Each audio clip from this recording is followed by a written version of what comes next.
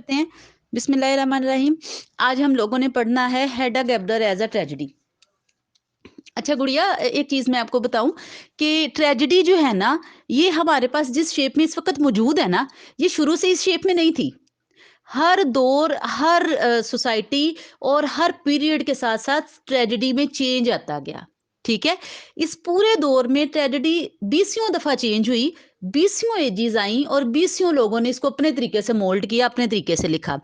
इस टॉपिक पे क्रिटिसिज्म में इंशाल्लाह डिस्कशन होगी। हर एज में आपको डिटेल से पढ़ाऊंगी। उस पूरी एज में जिसकी हमें आज जरूरत है डिस्कस करने की, ये इतनी सारी जो एजेस गुजरी है ना गुड़िया, उसमें दो ट्रेजेडीज ऐसी थी जिनका नाम आज भी जिंदा है और जब तक लिटरेचर रहेगा तब तक वो नाम जिंदा रहेगा। अब वो दो ट्रेजेडीज है, ग्रीक ट्रेजेडी और शेक्सपियरियन ट्रेजेडी। अब ग्रीक ट्रेजेडी जो थी गुड़िया, उसमें जो थे मतलब जो उसका एक फिनोमिना, एक तरीका था। उसमें हमेशा ट्रेजेडी किसी रॉयल बर्थ बंदे के साथ होती थी, जो प्रिंस होता था, मेल हीरोज होते थे और प्रोटागोनिस्ट मतलब मेल पर्सन को ही लेते थे। और वो क्या करता था कि बहुत अच्छी ऐश प्रस्ती की जिंदगी गुजार रहा होता है, किसी महल में क्राउनिंग पे होता है वो। लेकिन क्या होता है, उसके अपनी कुछ एरर्स की वजह से, कुछ एरर ऑफ जजमेंट, कुछ हमार्शिया वगैरह की वजह से क्या होता है कि वो बंदा हाई प्लेस से वो लोअर रैंक पे गिर जाता है। रैंक भी नहीं होता वो, हम उसको रैंक भी नहीं बोल सकते, जितने बुरे तरीके से वो गिरता है, वो बिल्कुल आसमान से जमीन पे गिर जाता है। अपनी ही जजमेंट की वजह से, अपनी ही हमार्शिया की वजह से, अपनी ही एरर की वजह से वो खुद जो है ना आसमान से जमीन पे गिर जाता है।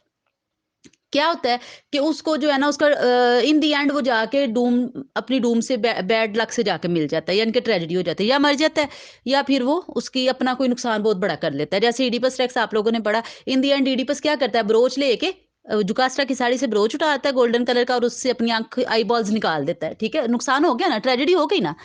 अब उसमें एरर ऑफ जजमेंट, हमार्शिया, हब्रीस, ये चीजें बड़ी अहम किरदार अदा करती हैं। अब दूसरे नंबर पे जो है ना ट्रेजेडी, वो है गुड़िया शेक्सपियर की ट्रेजेडी। शेक्सपियर ने क्या किया, उसने ट्रेजेडी का ट्रेंड थोड़ा चेंज कर दिया। अब जो ग्रीक ट्रेजेडी थी ना, उसमें प्लॉट को लिया जाता था, सिर्फ एक प्लॉट होता था, एक स्टोरी चल रही होती थी, दूसरी का कोई कॉन्सेप्ट, कोई तस्वर नहीं होता था। लेकिन शेक्सपियर ने प्लॉट में सब प्लॉट चला दिए। उसने एक स्टोरी में कई स्टोरियां चला दी। एक तरफ बाप की स्टोरी चल रही है, जैसे किंग लियर में एक तरफ बाप की स्टोरी चल रही है, दूसरी तरफ उसकी बेटी की शादी जहां हुई है, वो भी प्रिंस है, उसकी स्टोरी चल रही है, तीसरी तरफ उसकी बादशाह की अपनी ही बेटियां प्लॉटिंग कर रही हैं। यानी उसने क्या किया, प्लॉट और सब प्लॉट वाला कॉन्सेप्ट दे दिया। मेन स्टोरी किंग लियर की चल रही है, अंदर उसकी बेटियों की स्टोरी चल रही है। ये किंग लियर आप लोगों ने तो नहीं पढ़ा हुआ, मैंने पढ़ा हुआ है। अच्छा, इसके बाद ये दो ट्रेजेडीज जो है ना ये। अब उसके बाद आते हैं इब्सन की ट्रेजेडी की तरफ। इब्सन ने, ये मॉडर्न ट्रेजेडी पे आ जाते हैं डायरेक्ट लीप करके। इब्सन जो था ना, ये मॉडर्न ट्रेजेडी राइटर था और इसने ट्रेजेडी लिखते हुए इसने इग्नोर नहीं किया। इसने ना तो इतनी कमाल महारत से इसने ट्रेजेडी लिखी गुड़िया, कि इसने हेडा गैबलर में लिखते हुए इसने ट्रेजेडी को इग्नोर नहीं किया। ना इसने ग्रीक ट्रेजेडी को इग्नोर किया, ना इसने शेक्सपियर ट्रेजेडी को अंडर एस्टिमेट किया। इसने दोनों को मद्देनजर रखा, लेकिन इसने इवेंट्स नहीं दे दिए। इसने क्या किया कि ट्रेजेडी लिखते हुए इसने ग्रीक को भी फॉलो किया, इसने शेक्सपियर को भी फॉलो किया। लेकिन इसने जिस चीज को जो इसने नयापन दिया ना, जो इसने इंडिविजुअलिटी दी, इस ये अपने इंसेस्टर्स को लेके चला, ये अपने अबाउट दैट जो ट्रेजेडी लिख रहे थे उनको लेके ये चला। लेकिन इसने जो चीज उसको एक्स्ट्रा दी ना, वो ये थी, इसने न्यू इवेंट्स दे दिए, इसने तरीका नया ले लिया। इसने ट्रेजेडी प्रेजेंट, इसने हीरो की जगह हीरोइन ले ली, इसने फेमिनिज्म पे बात की। ठीक है, ये चीजें जो थी ना, इसको लेके हम लोगों ने चलना है और इसी चीज को हमने डिस्कस करना है। यानी कि हम इब्सन की ट्रेजेडी डिस्कस करते हुए ना तो हम लोग अंडर एस्टिमेट कर सकते हैं शेक्सपियर की ट्रेजेडी को, और ना ही हम अंडर एस्टिमेट कर सकते हैं ग्रीक ट्रेजेडी को, हम उसको भी लाइट नहीं ले सकते। ठीक है, तो इस तरह जो है ये जो ट्रेजेडी है, हेडा की ट्रेजेडी, इब्सन ट्रेजेडी, ये मॉडर्न ट्रेजेडी है, लेकिन modern tragedy with Greek and Shakespearean touch.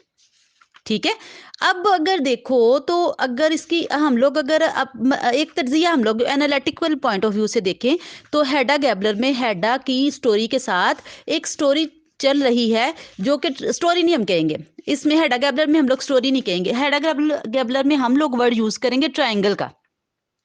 हम लोग बोलेंगे ट्रायंगल चल रही थी। कितनी ट्रायंगल थी, हेडा, थिया, लोबोर्ग, ऐसे ही है, हेडा, ब्रैक, लोबोर्ग। हेडा ब्रैक टेस्मन, ऐसे ही है। यानी कि हर रिलेशन जो है वो एक ट्रायंगल पर बेस कर रहा है इसमें, हेडा गैबलर में। अब आते हैं हेडा गैबलर एज अ ट्रेजेडी की तरफ। अभी मैंने आपको दिया इंट्रोडक्शन, क्वेश्चन अटेम्प्ट करने का तरीका वही है, पहले राइटर का इंट्रोडक्शन, उसके बाद हेडा एज अ ट्रेजेडी थोड़ा सा डिस्कस करना है, उसके बाद आपने उसकी समरी के साथ डिस्कशन शुरू कर देनी है। अब मैं आपको ये बताती हूँ कि हेडा ट्रेजेडी कैसे है। गुड़िया, हेडा गैबलर जो है ना, ये मॉडर्न स्टोरी है विद क्लासिकल रूल्स। ये पॉइंट आप नोट कर लें, इसको स्टैम्प्ड कर लें कि मॉडर्न स्टोरी है क्लासिकल रूल्स के साथ।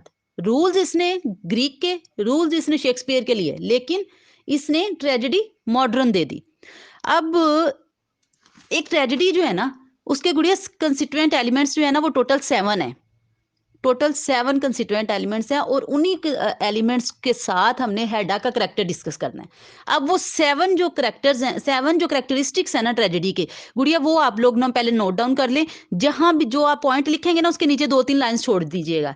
फिर दूसरा पॉइंट लिखिएगा, फिर 2-3 लाइन छोड़ के तीसरा पॉइंट लिखिएगा, फिर 2-3 लाइन छोड़ के चौथा। इस तरह ये होगा कि मैं जो पॉइंट्स आपको बोलती जाऊंगी ना, वो आप उसके अंदर नोट करते जाइएगा। मैं आपको ये बता रही थी कि ट्रेजेडी जो है ना, उसके 7 कंस्टिट्यूएंट एलिमेंट्स हैं, ठीक है। उन कंस्टिट्यूएंट एलिमेंट्स, उन उन एलिमेंट्स के अंदर ही हम लोगों ने हेडा गैबलर को डिस्कस करना है।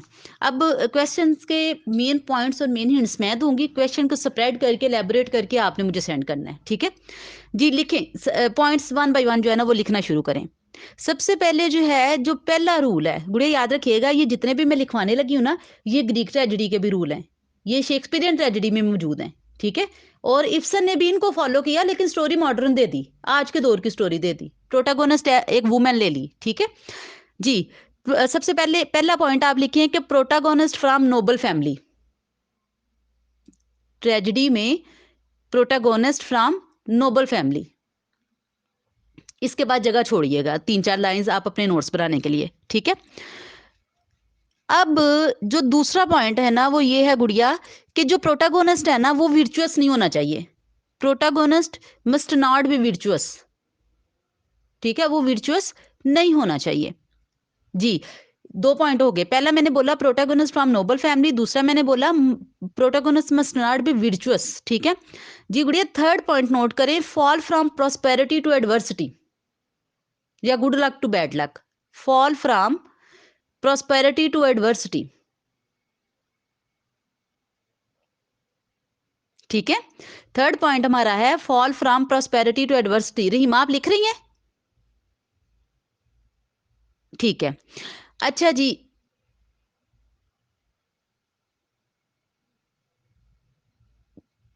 कंस्टिट्यूएंट, कंस्टिट्यूएंट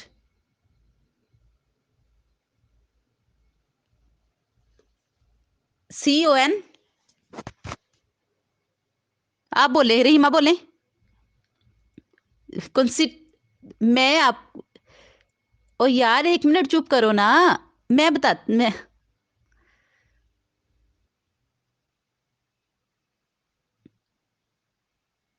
CON बोल, CONSTITUETUEENT,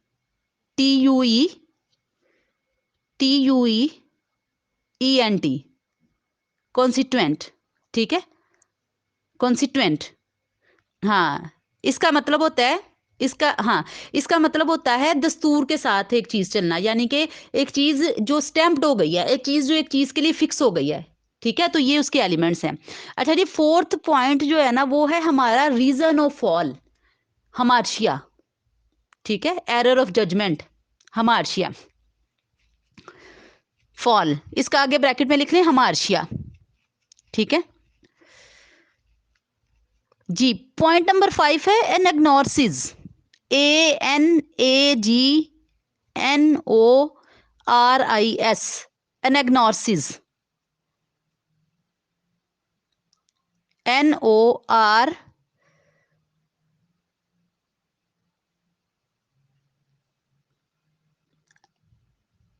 SIS, एग्नोसिस, एनाग्नोसिस, एनाग्नोसिस। गुड़िया, आवाज गायब हो गई है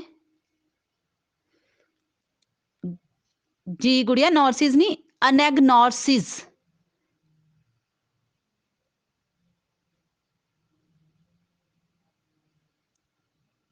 जी, एनाग्नोसिस।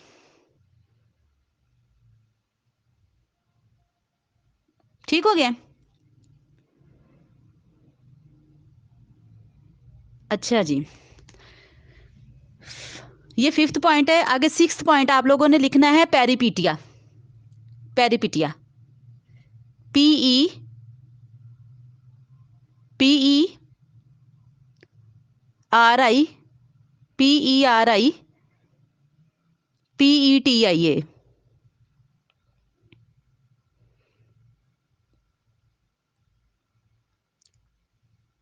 ठीक है। और 7th वन जो है और लास्ट वाला जो है वो है कैथारसिस। Catharsis CATHARIS। CATHARIS। कथा RSIS, सॉरी, CATHARSIS। कैथारसिस। ठीक हो गया। चलिए गुड़िया, आप डिस्कशन शुरू करते हैं क्वेश्चन की, नोट डाउन करते जाइएगा जी। सबसे पहला पॉइंट मैंने आपको ट्रेजेडी का कंस्टिट्यूएंट एलिमेंट बताया कि protagonist from noble family. According to Greek and also Shakespearean tragedy, protagonist जो है ना वो नोबल फैमिली से होना चाहिए, हाई क्लास रैंक से होना चाहिए, रॉयल बर्थ होनी चाहिए।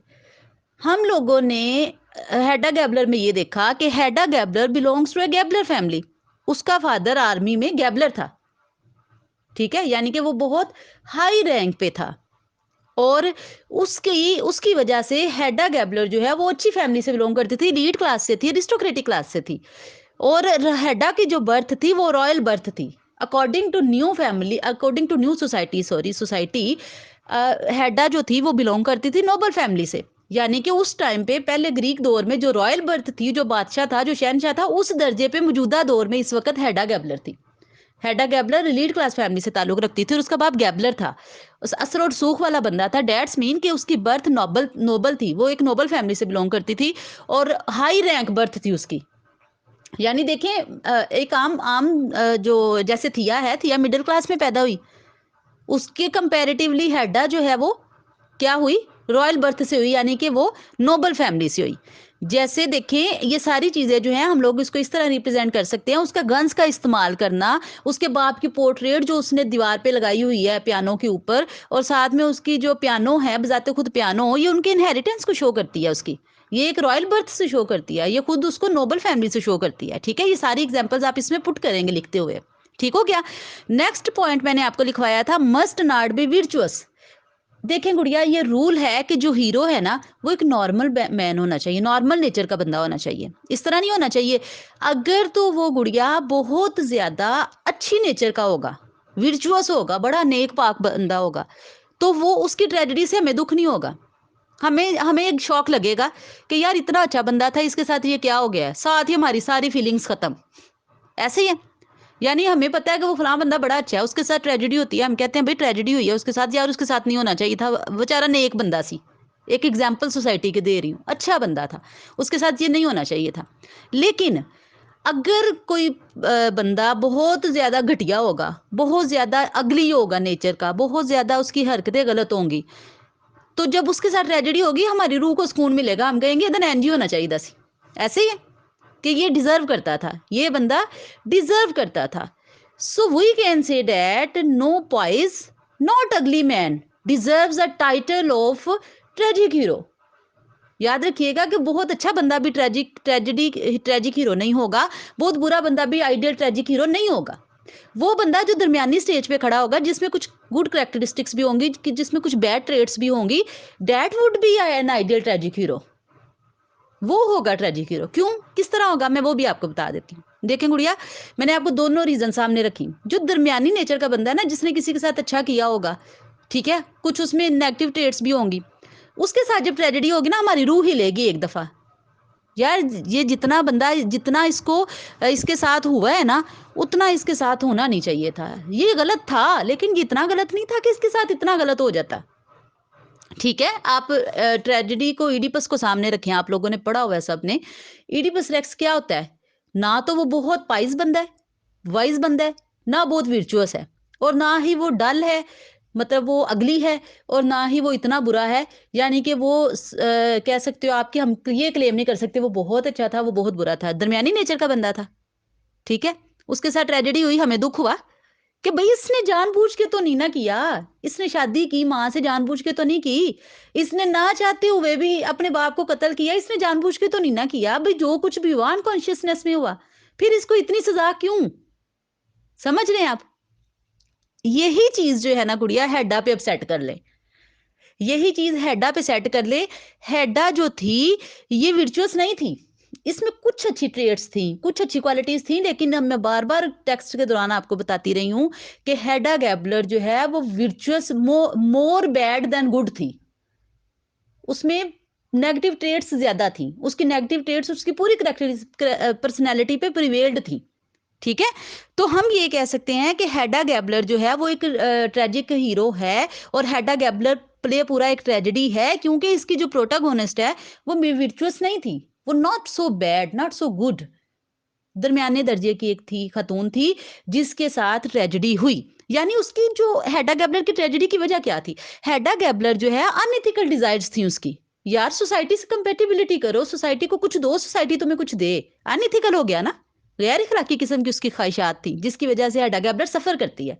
ठीक है, ये था जी हमारा पॉइंट नंबर 2। अब पॉइंट नंबर 3 जो ट्रेजेडी का है, जो एक चीज को ट्रेजेडी साबित करता है, वो है fall from prosperity to adversity. लिखवाया ना मैंने आपको, एक hero, an ideal tragic hero वो है जो बड़ी अच्छी जिंदगी गुजार रहा हो, लेकिन वो प्रॉस्पेरिटी से एडवर्सिटी की तरफ आ जाए। अब यही चीज इडिपस को देखें, इडिपस कितनी शान शान जिंदगी गुजार रहा था, फिर क्या हुआ?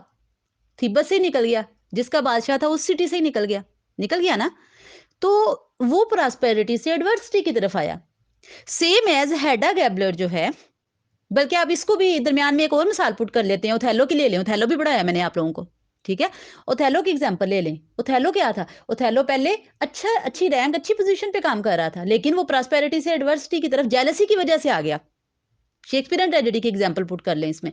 साथ में अब आ जाए हेडा की तरफ। अब हेडा जो है गुड़िया, वो हाई सोशल रैंक से मिडिल क्लास फैमिली में आई है, लेकिन सोसाइटी के साथ कंपेटिबिलिटी ना होने की वजह से उसके साथ क्या हुआ कि वो एडवर्सिटी की तरफ चली गई, वो बदतर हालत में चली गई, खुद अपनी कुछ अनइथिकल डिजायर्स की वजह से भी गई। लेकिन ये चूंकि ट्रेजेडी का एक कंस्टिट्यूएंट एलिमेंट्स है कि उसने, हीरो ने या हीरोइन ने, जो प्रोटागोनिस्ट है, उसने फॉल करना ही करना है एडवर्सिटी से प्रॉस्पेरिटी से एडवर्सिटी की तरफ।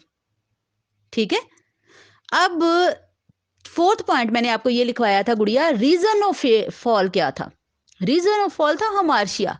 जैसे इडिपस का हमार्शिया एरर ऑफ जजमेंट था, ऐसे ही सेम एज अब एरर ऑफ जजमेंट, अगर हम लोग ओथेलो की एग्जांपल लें, तो ओथेलो का जो हमार्शिया था वो भी एरर ऑफ जजमेंट यही था कि उसने अपनी बीवी को पहचानने में गलती की, उसने टाइम पे सोचा नहीं, उसने वक्त पे सोचा नहीं कि ये भी हो सकता है, ये भी हो सकता है, मेरी बीवी ठीक भी हो सकती है, मुझे पहले इंक्वायर करना चाहिए, मुझे क्वेश्चनिंग करनी चाहिए, मुझे उससे पूछ लेना चाहिए कि डेस्टिमोना तुम मुझे बताओ ये सब क्या है। एरर ऑफ जजमेंट ही था ना, जज करने में गलती की ना। सेम एज हेडा भी थी गुड़िया, हेडा में बड़े इवेंट्स ऐसे थे जिसका हम हेडा को खुद नहीं पता था, हमें नहीं अभी तक समझ आई कि हेडा के डाउनफॉल की एग्जैक्ट रीजन क्या है। उसने जो लोबर को छोड़ दिया मोहब्बत की इंतहा पे ले जाके, वो उसके डाउनफॉल की वजह थी, वो उसकी ट्रेजेडी की वजह थी, या जो उसने टेस्टमैन के साथ शादी कर ली बेसिकली वो ट्रेजेडी की वजह से? नहीं ना समझ आई आपको, नहीं ना पता चला कि लोबर को छोड़ने की वजह से ट्रेजेडी हुई या टेस्टमैन से शादी करने की वजह से ट्रेजेडी हुई। मोर ओवर अगर हम लोग बात करें तो उसने जो मैन्यूस्क्रिप्ट चुराया और फिर उसको जलाया, क्या वो ट्रेजेडी की वजह थी? हमें समझ नहीं ना आई कि हेडा गैबलर की ट्रेजेडी की वजह क्या थी। हमार्शिया ही हेडा गैबलर की ट्रेजेडी की वजह थी कि उसने हम अब वो डिसीजन लिए जो प्री प्लान नहीं थे। इसने जो कुछ भी किया, इसने लोबोर को छोड़ा, प्री प्लान नहीं था।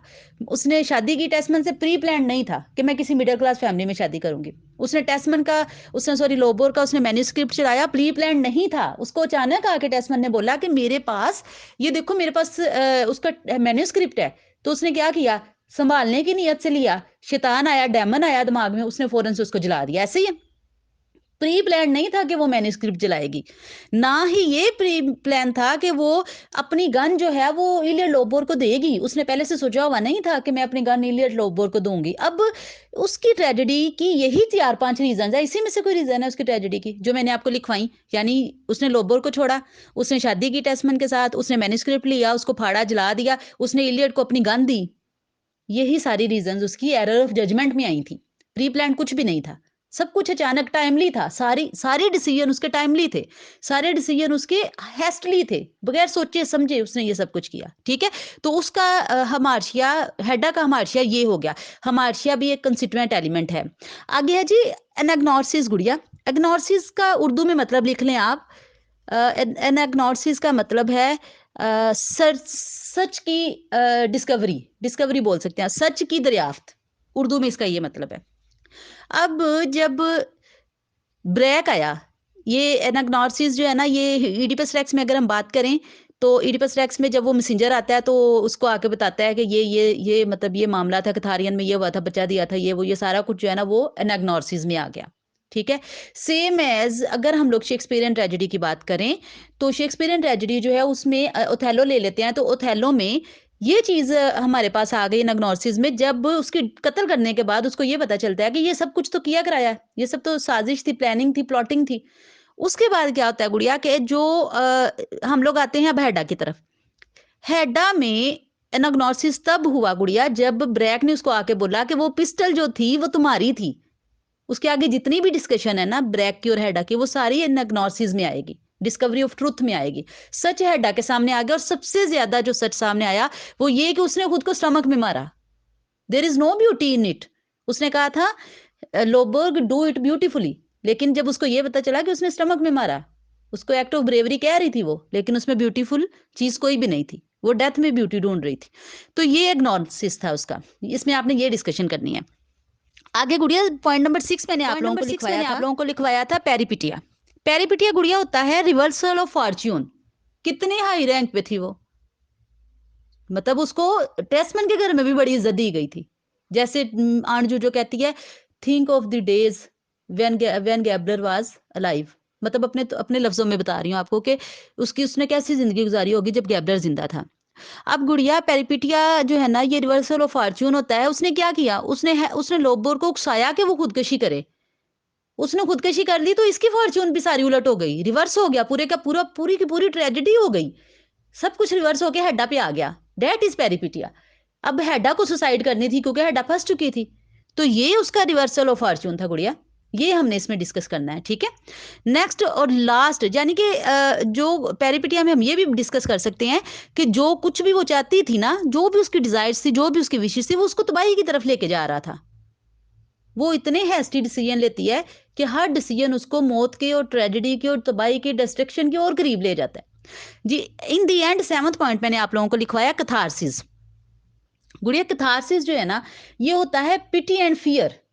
अब जब इडिपस रेक्स की बात करें तो ग्रीक ट्रेजेडी की, तो उसमें है जो इडिपस जो है, पिटी एंड फियर हमें तब फील हुआ जब हमें ये पता चला कि हाय अब तो ये सच सामने आ गया है, अब तो इसने अपनी आई बॉल्स निकाल, अब इसके साथ क्या होगा, इडिपस की क्या किस्मत होगी। ठीक है, सेम एज हम लोग फील करते हैं जब ओथेलो के साथ ये सब होता है उसके कत्ल के बाद, कि अब क्या बनेगा इसका, इसने तो नाहक कत्ल कर दिया अपनी बीवी को। सेम एज हेडा गैब्लर में गुड़िया, जब उसको ये पता चलता है कि अब मैं ब्रैक के कंट्रोल में हूं, अब मैं क्या करूंगी, स्कैंडल बनेगा, ये होगा वो होगा। जब हेडा जैसे जैसे डर फील कर रही होती है ना, वैसे वैसे हमें भी डर लग रहा होता है और हम उस पर तरस खा रहे होते हैं कि हेडा ने जो कुछ भी किया आखिरकार उसका रिवर्सल हो गया। अब बात हेडा पे आ गई। हम लोग पिटी एंड फियर फील करते हैं। Catharsis means pity and fear. Catharsis means feelings of pity and fear. हम प्रोटागोनिस्ट के लिए फियर फील कर रहे हैं कि अब आगे पता नहीं इसके साथ क्या होगा। हम प्रोटागोनिस्ट के लिए पिटी, हमदर्दी, तरस महसूस कर रहे हैं कि इसके साथ अब कुछ होना है। अब जब वो ज्यादातर समय वहां पे फील होता है जब वो टेस्मन और थिया के पास जाकर कहती है क्या मैं आप लोगों को कुछ काम आ सकती हूँ, तो टेस्मन उसको दोबारा से ब्रैक के रहमो करम पे छोड़ देता है, जो कि पहले से ही वहां से जान छुड़ा के आई थी। उसको पता था कि मैं इसके कंट्रोल में आ गई हूँ। That is catharsis. When we feel fear for Hedda, that is catharsis. When we feel pity for Hedda, that is catharsis. And that is the last stage of tragedy. इस कैथारसिस के बाद हेडा जाके अपने sir में गोली मार लेती है और ब्यूटीफुली वो सोफा के ऊपर लाइंग होती है। That is tragedy. अब जो कुछ भी मैंने आपको बताया ये ट्रेजेडी के 7 कंस्टिट्यूएंट एलिमेंट्स थे। जिस तरह मैंने आपको बताया आपको बहुत अच्छे से समझ आ गई होगी। ठीक है, इसको आपने एलेबोरेट करना है, इसको आपने नोट करना है इस क्वेश्चन को। ठीक है, और मुझे आपने कल ये क्वेश्चन लिख के सेंड करना है। ठीक हो गया। अब ये आपका रिटर्न काम हो गया। अब एक चीज़ मैं आपको बताऊँ कि ये जो मैंने इसके साथ-साथ ग्रीक और शेक्सपियरियन ट्रेजेडी की है ना डिस्कस, ये आप लोगों ने क्वेश्चन में सिर्फ़ शुरू में ही डिस्कस करनी है। शुरू में ही आपने बताना है कि इब्सन की ट्रेजेडी अगर हम लोग डिस्कस कर रहे हैं, तो हम ना तो ग्रीक ट्रेजेडी को मतलब इग्नोर कर सकते हैं, ना ही हम अंडर एस्टिमेट कर सकते हैं शेक्सपियरियन ट्रेजेडी को। ओवरऑल हर पॉइंट में इसको डिस्कस नहीं करना। कहीं अगर आप 1-2 पॉइंट में कर भी दें तो इट्स ओके, लेकिन ओवरऑल अगर आप डिस्कस करेंगे ना, कंपेयर हो जाना है ये पूरे का पूरा। क्वेश्चन की नेचर ही चेंज हो जाएगी, ठीक है? इसको सुन लीजिएगा दोबारा से, मैं अपनी ऑडियो सेंड कर देती हूँ, तो दोबारा से सुन के इसको क्वेश्चन को नोट डाउन कर लीजिएगा और मुझे लिख के सेंड कर दीजिएगा, मैं आपको चेक कर लूँगी। ठीक हो गया?